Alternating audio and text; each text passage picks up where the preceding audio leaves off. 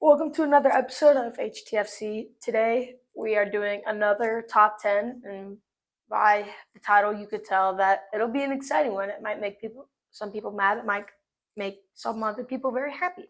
So we'll see how this goes. So what we've done is I've asked Trey and Paxton and myself to get their top 10 lists of the players that they think have been the most underrated this season, and then we've combined it.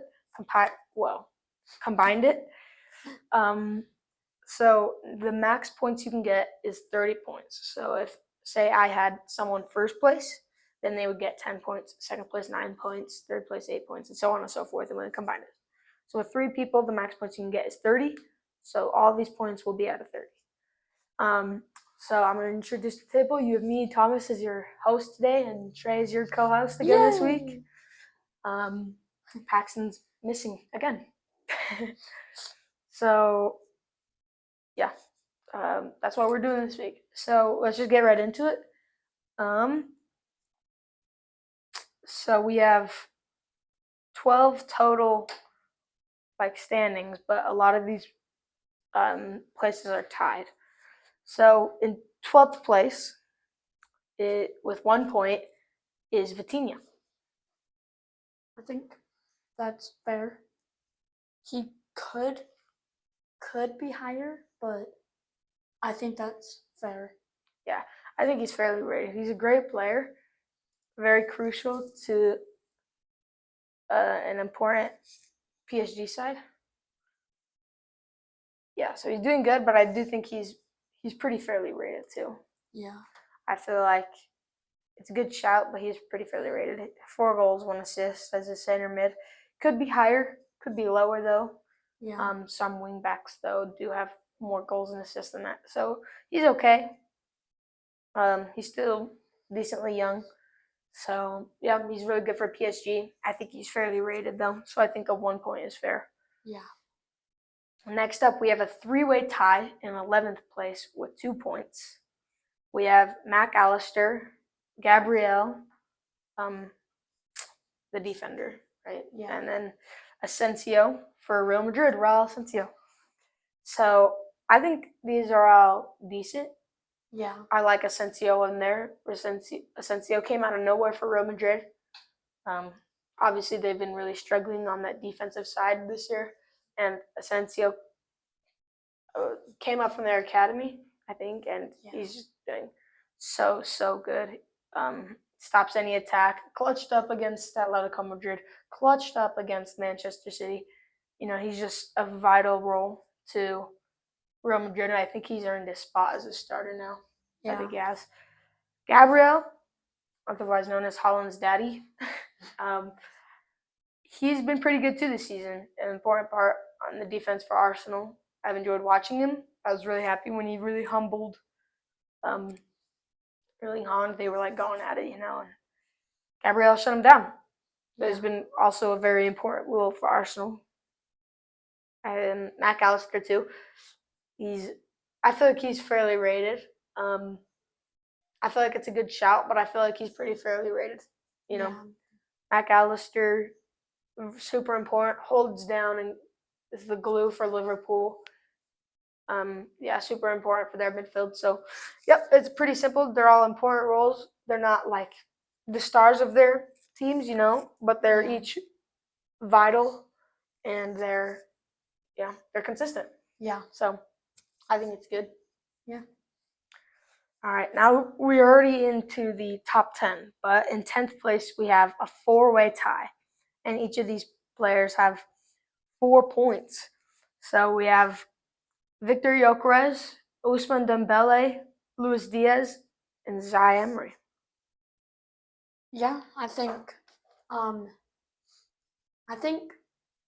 Gyökeres was really good at the beginning of the season, and he kind of just disappeared, and everybody just stopped highly rating him after Amarin left. But he's still really good. Mm-hmm. He's just a goal-scoring machine again. 31 GA or 33 GA this season. He's been the star player in the last 3 matches for Sporting, of course, it's hard to rate him as highly because he's playing in Portugal against not as good teams. Again, like you said it last week, I think like I don't recognize those three teams, Yeah. But the fact that he's still able to do that, still able to be highly rated. There was a little bit there after Ruben Amorim left where you could see he was struggling, and then you could see him lock in. You could be like, all right, there's no longer like a really good coach to help us that fit this system. Someone's gonna have to step up, and I'm gonna do it. And he stepped up, and he's been doing really well. You again, star player in the last 3 matches that he's played. Yeah. So that's pretty good. That's pretty good. I'm happy with Gyökeres. I was the only one that had him in my list though. Yeah. Dembele is also tied with them. Mm-hmm. He's doing insane with PSG. He probably could or should be higher, but there's also a lot of great players that could be higher than him, and they are in like underrated type. Yeah. I would say Dembele is more underrated than Gyökeres. And again, both these players are really good, and they still get lots of hype. But I think they're more legendary this season than the amount of hype that they're getting, because Dembele is PSG's main man, and I talk about him all the time, like every episode, Yeah. But like he's just so good. He's absolutely carrying PSG, and yeah, we saw it in the Champions League against Liverpool. Most people thought it was going to be a win for Liverpool. I thought PSG had it, and then they did, And Dembele was like the most important person in that role. He's so consistent, always scoring goals, always giving it his all, and he's been doing well. So I think it's pretty fair. I think he's fairly rated, but if anything, he's a tiny bit underrated. And then Luis Diaz. Talk about Luis Diaz. Just to clarify, this is Paxton, not neither of us. He's a massive Liverpool fan. I do not think Diaz should be on this list. I don't either. He's decent. I don't think he's anything special though. Yeah. He's one of those players that he'll be remembered in the next after he retires, he'll be remembered for the next 1 or 2 years. But after that, I don't think people, unless he wins starts winning more. Of course he's probably going to win the Prem this season, but I just don't think he's that good. Yeah. Good winger, good. He's like a playbook winger, Stays out wide, then comes in and is able to finish or cross. He's a little simple, And of course it's hard to shine when you're playing on Liverpool with other players like Mo Salah, Mac Allister, Virgil van Dijk and stuff, but I don't know. He's just good. I feel like he's kind of mid. Yeah. I don't think he should be on this list. And then Zaire Emery. You were the only one that had him in, so I want to hear your opinion about it. He's a lot. I think he's kind of similar to Vitinha, but a little bit better. And he's one of PSG's best players this season. He's really young. He's doing really good. He's scored never mind. I don't know what I'm talking about, but I just think he's one of those players that are he's really underrated. Nobody talks about him when he does really good for his team. Yeah, he's good. I feel like he's fairly rated though. In that center mid role, he has 1 goal and 1 assist. Of course, he's averaging a 7.2 performance, which is good. But I would have Vitinha over him in that PSG side. Yeah, that's fair. I think Vitinha was fairly rated. I think Zaire Emery shouldn't be on this list. I think it's a good shout, but I don't think he should be there. Yeah. He's good, but he's nothing wonderful, Good, but nothing spectacular. Yeah. So decent 7.2 rating. That's pretty good, but yeah. But in the more bigger games, you can tell that he's not showing up as much. Yeah.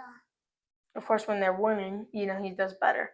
But Dembele is still doing really good against Liverpool.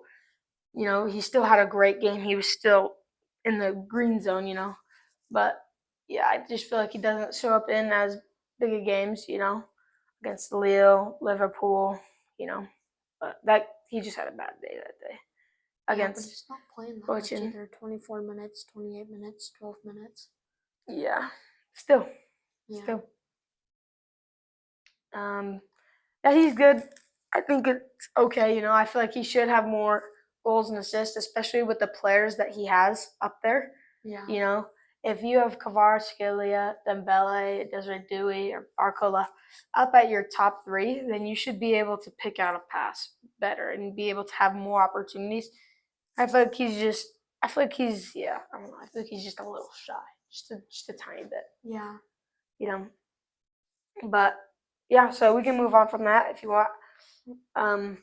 So in ninth place, Paxton was the only one that had him in. William Saliba for Arsenal. I think he's fairly rated. I think he's fairly rated as well. I think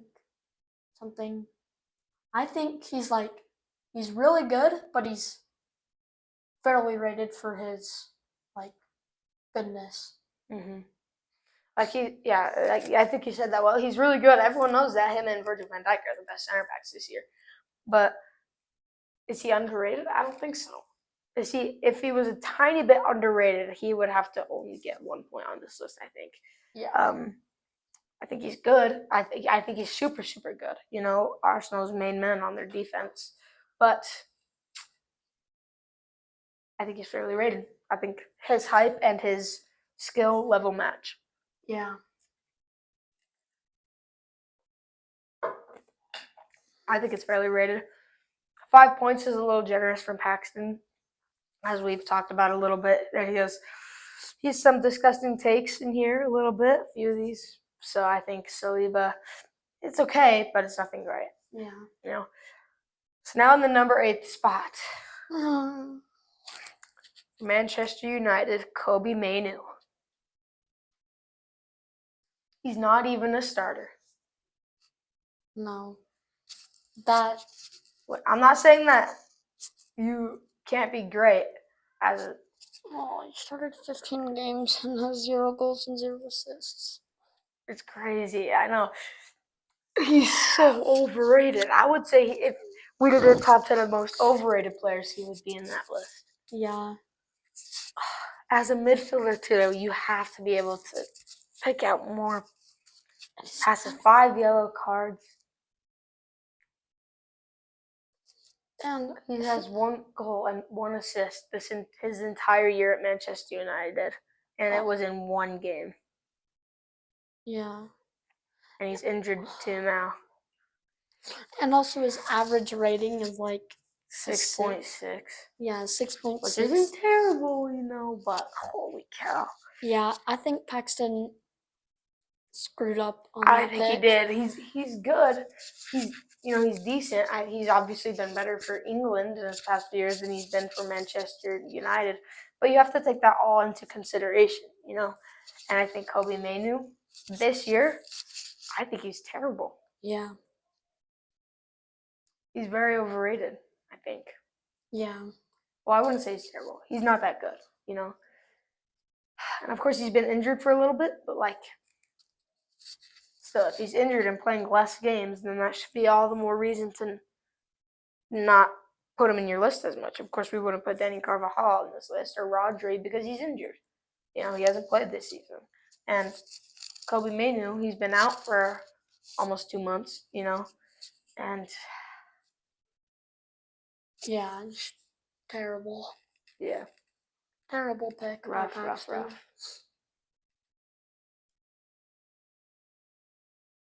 He's not even rated in some of the matches he plays. Doesn't even get a rating, but he's not playing a ton of time there either. Yeah, I didn't even play in those games. Because he can't be trusted as much as in the big games. Because as soon as he gets put up against the Liverpool or Arsenal side, he doesn't do good. And if quite frankly, he gets put up against any decent side and he doesn't do good. I feel like his 7 is when he was rated 7.0 against Newcastle. I think that was very generous. I feel like that game for Manchester United, Bruno Fernandes was their main man. Yeah, Bruno Fernandes is their main man every time, you know? Yeah. He didn't even start that game either. He didn't even start the game. Fernandes didn't go in either. Fernandes is their main player every game, and then as soon as they take him out against a decent side, they do terrible. Yeah. And that's why I put Bruno Fernandes in my list. Just a preview, he's in my list, you know. Yeah. But, wow. Yeah, that's bad. Dang. I'm frustrated about that. Yeah. But it is what it is. I think the easiest way to handle it is just to move on.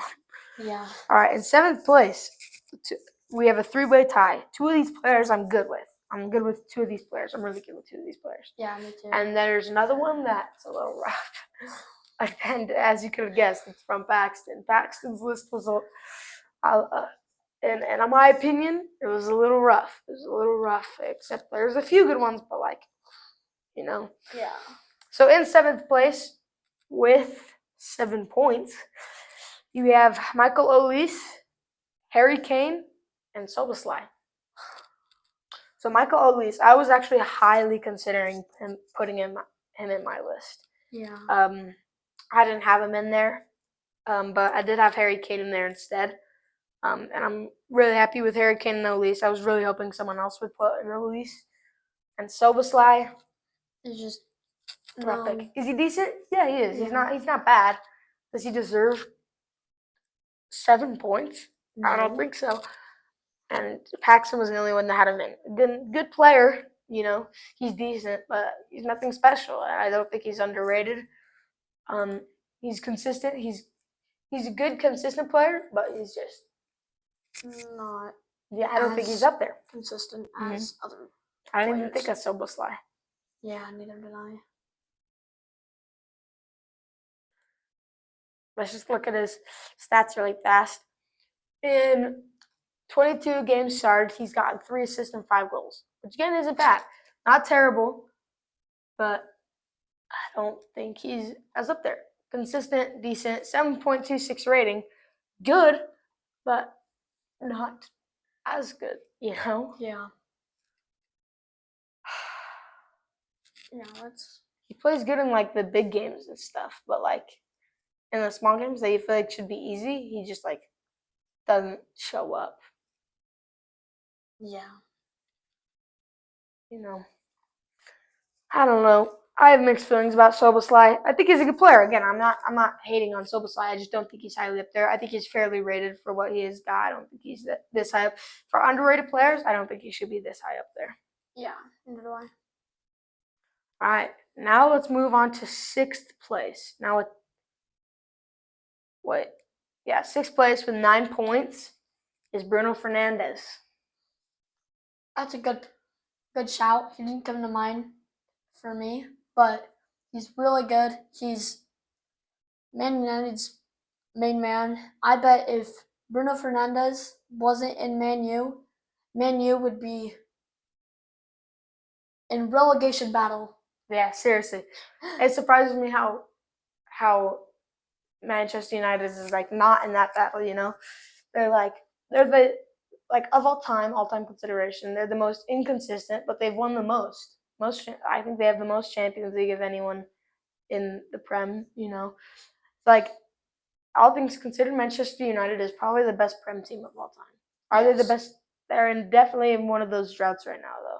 They've tried to bring in a few more people like that left back, but I think the only 2 people that are able to consistently show up and consistently do well for their team in Manchester United are Bruno Fernandes and Amad Diallo. Yeah. And had Amad Diallo not gotten injured and still be playing, I would have had him in my list. Yeah, me too.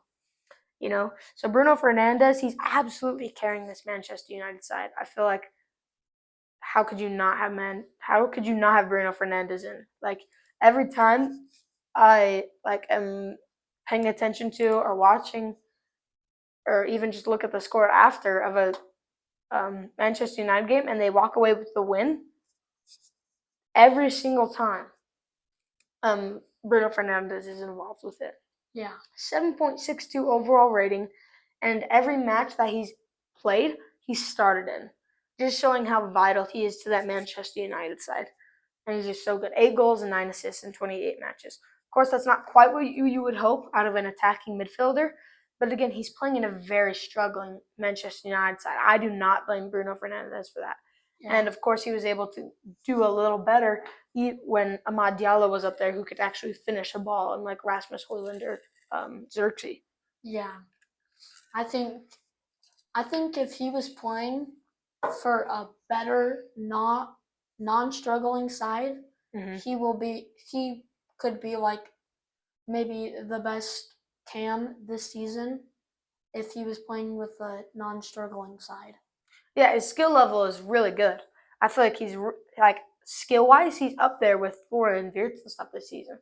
But you have to take in consideration that he's just not doing as good. I think they're in 15th, Manchester United right now. Yeah. So this is just really rough for Bruno Fernandes. Really unfortunate. It's my wish that he would leave Manchester United, go to somewhere, and just drop the mic. Yeah, I've been here all along. I think him going to Barcelona wouldn't be bad either. Yeah. Dani Olmo, he's good, but there was some talk about him not coming back after loan and stuff. If Bruno Fernandes replaced him, what a Barcelona team that would be. Yeah. That would be a scary team.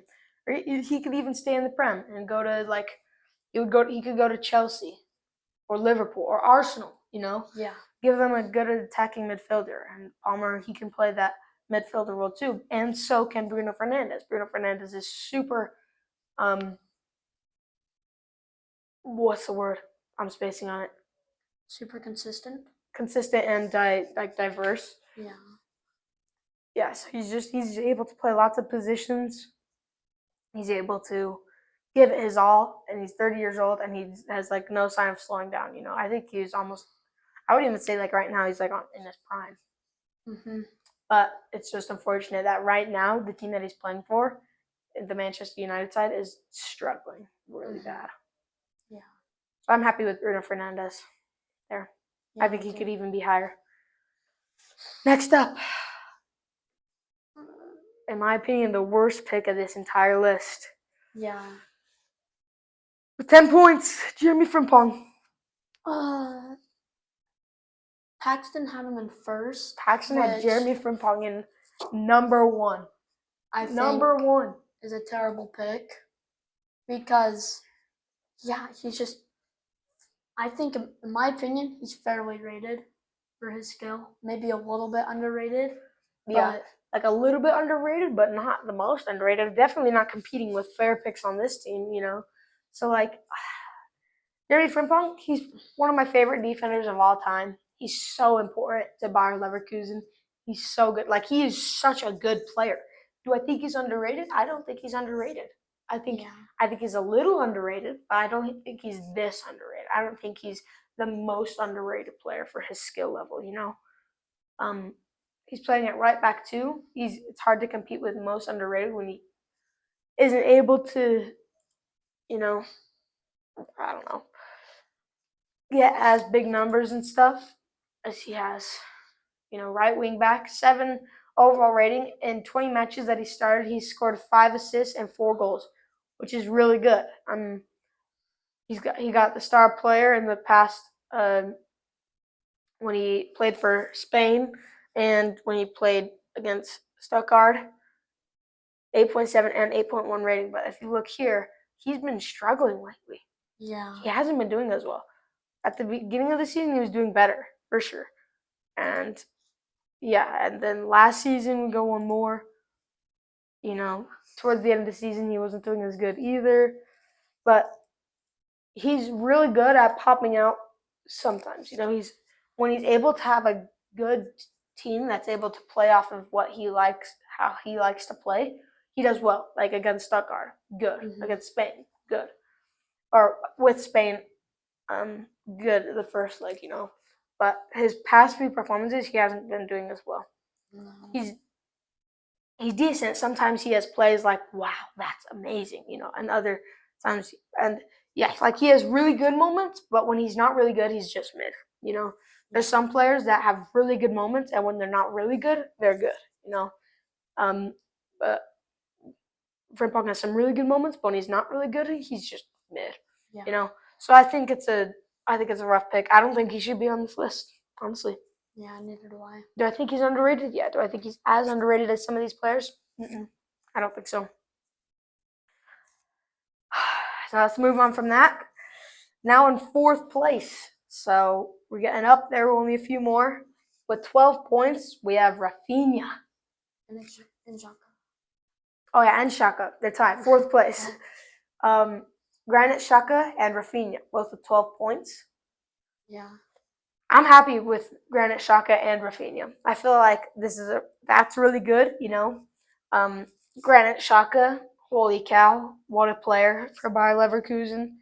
He left Arsenal a few seasons ago. Went to Bayer Leverkusen, people were thinking, he's heading towards the end of his career, And he hasn't done bad at all. He's done really good at Leverkusen, when obviously we've seen the absence of Florian Wirtz in that Leverkusen side, and we've seen that they're not as good without Wirtz. Wirtz is absolutely their biggest part. But when it's not Wirtz, it's Granit Xhaka. Yeah. Granit Xhaka's close. I really like Granit Xhaka. He's one of those players with a workhorse mentality. Gives it his all every game.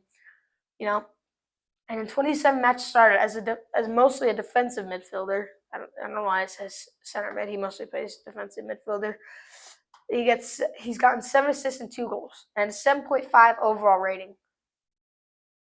So obviously Leverkusen have been struggling recently. This is really the absence of Florian Wirtz here, but he's still trying his best. And of these ratings, he's been the best of Leverkusen.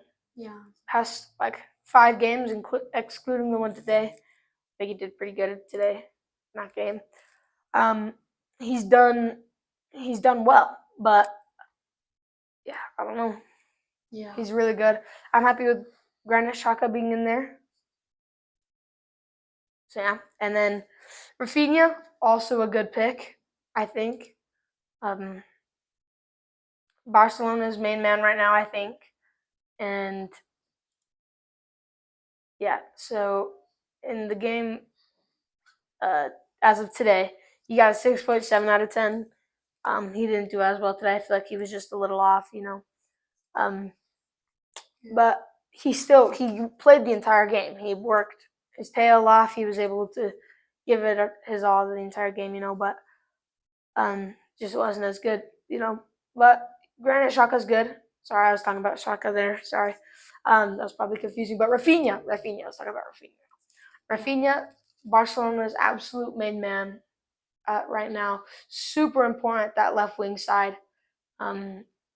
He's just a goal-scoring, assisting machine. It's really easy to get goals and assists when you have other players who complement his play style up top, like Robert Lewandowski and Lamine Yamal.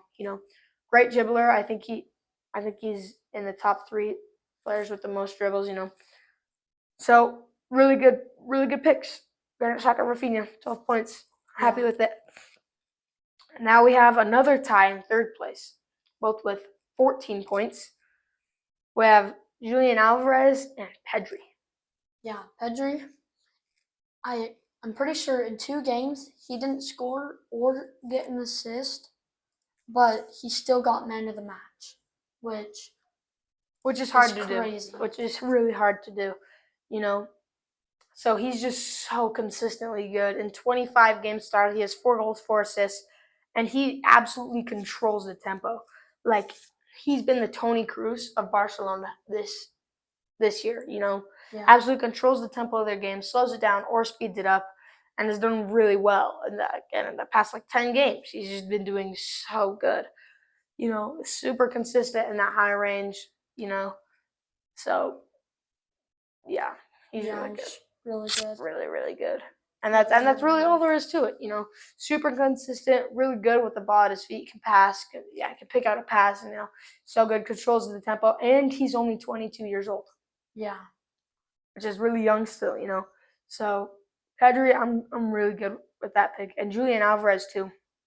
I'm good with Julian Alvarez. So you and me both had him in our list. I think I had him a little higher than you did. I had Julian Alvarez at 3rd, and you had him at 5th. So Julian Alvarez, he's been so good for Atletico Madrid. It's really been him and Griezmann. And when he left Manchester City, most people were thinking just leave our club, he'll do okay. But in 22 games started, he's gotten 2 assists and 11 goals, which is pretty good, Yeah. And he shows up in big games against Real Madrid both times. Showed up against Barcelona. Showed up against Uruguay for Brazil. So he's done really well. I think he's really underrated. I think he's easily earned his spot on this list. Yeah, he's been really good for Atletico. He's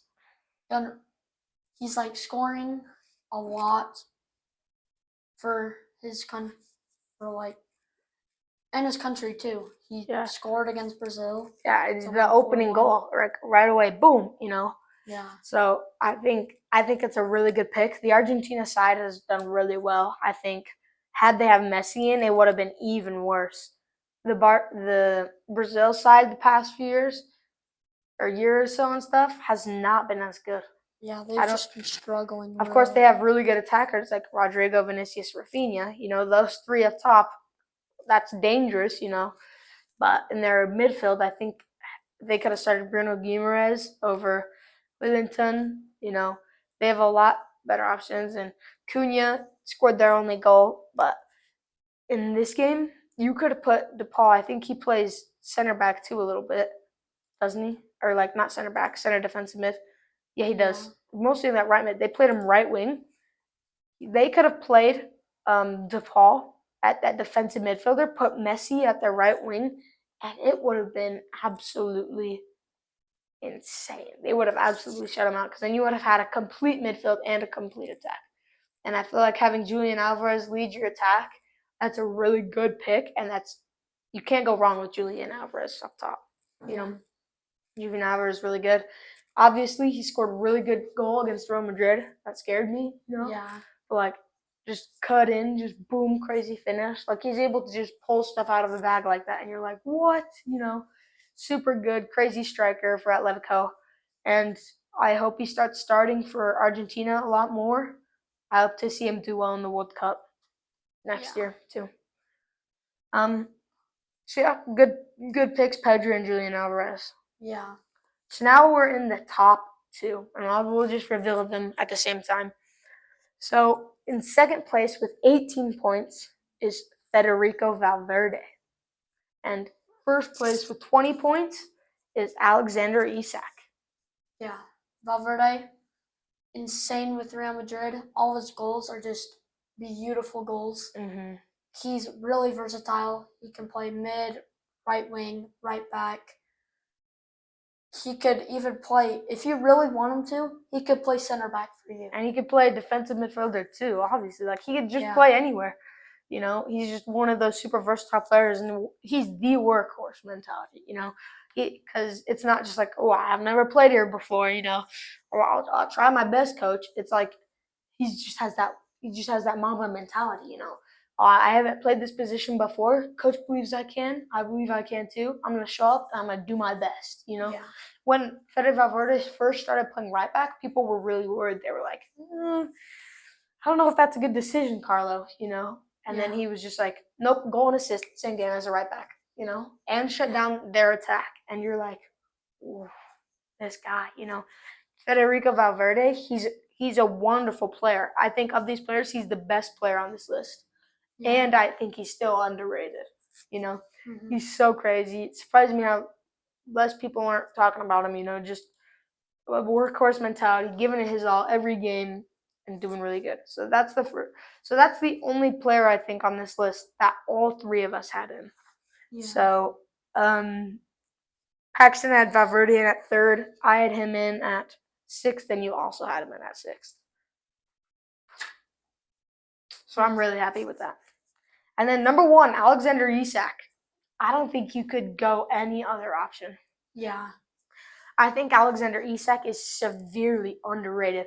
Newcastle, I mean, he was important in order for them to dominate against Liverpool in the cup final, helped them win their first trophy in the past 50 years. It's Alexander Isak, so good, goal scoring machine, top 10 for the most GA this season, and he's just wonderful player. Newcastle's main man. It's him, Bruno Guimaraes and stuff, and they're so good. And then it surprises me how he doesn't have quite as good as an international stage. Sweden, of course, they're not a big country, but I think him and Gyökeres up top, you can't go wrong with that. If you put Gyökeres and Isak together and then also had a good midfield that knew how to pass up and really control the tempo of the game, like Pedri or someone, it would be you'd be devastated. Isak is one of those scary players. And he's young, He has countless clubs looking at him, Yeah. And he's so good. In 25 games started, he has 5 assists and 19 goals, averaging a 7.5 out of 10 star player for Sweden against Northern Ireland. Northern Ireland. 7.0 against Luxembourg, a 7.3 rating against Liverpool, and he scored a goal in that game. Yeah. So he's just so important. Of course, he's not extremely consistent, but he's just so good. He gets star player all of the time. I think sometimes when he gets a lower rated games, I think that's simply because he's playing for Newcastle and doesn't have quite the same firepower up top or in the midfield and stuff. Of course, again, you have Bruno Guimaraes and stuff, your midfield, but I feel like Newcastle doesn't have quite the firepower to help Isak as much, and Isak is absolutely carrying Newcastle. So I think moving. Oh, come on. In the next year or two could be a smart move for him. If he goes to the right club, he could end up really good. Yeah. He can end up in a really good position for a different club. I feel like signing Isak at Manchester United wouldn't be a bad move, because Isak is one of those players. Not only would that help Isak because you have players like Bruno Fernandes in the midfield that are able to pass up and stuff, but that would also help Manchester United. Maybe that's a terrible take, but I feel like that would be good. And Arsenal have a striker problem right now too. Signing Isak for Arsenal would win the Prem. Arsenal would, once they get Xhaka back, and then having Odegaard and Rice in your midfield and stuff, they would dominate. Isak is so good, so underrated. I'm surprised Paxton didn't have him in his list at all, but after seeing that he had Jeremy Frimpong first, I know, wasn't that surprising, So, yeah, I'm really happy with Isak first, because you and me both had him in at first. Yeah, Isak, he's just one of those players that every team wants him in their team. Mm-hmm. He's just so good. He's if you need a goal, he will be there, and he's super tall, and he's just really good. 6'4". Yeah, that's crazy. He's at 25 years old. He's worth 81 million. That's crazy. Yeah. So yeah, super good player. I feel like you couldn't go with anyone else this season other than Isak at number 1. So just run through our list again. So as our top 10, in 10th place you have a 4-way tie with Gyökeres, Dembele, Luis Diaz, and Zaire Emery. Then 9th you have Saliba. 8th you have Kobe Mainoo. 7th you have Michael Elise, Kane, and Soboslai. 6th you have Bruno Fernandes. 5th you have Jeremy Frimpong. And then 4th place you have Rafinha and Granit Xhaka. 3rd place you have Julian Alvarez and Pedri. 2nd place you have Federico Valverde. And number 1, Alexander Isak. So that'll wrap it up for today. Thank you for watching. If you made it this far in the video, please leave a comment, like, and subscribe. We'd love to see comments. What you guys think of our list, what your list would have been, and stuff like that. So we want to see some interaction out of you viewers. So thank you again for watching, and we will see you next week. Bye.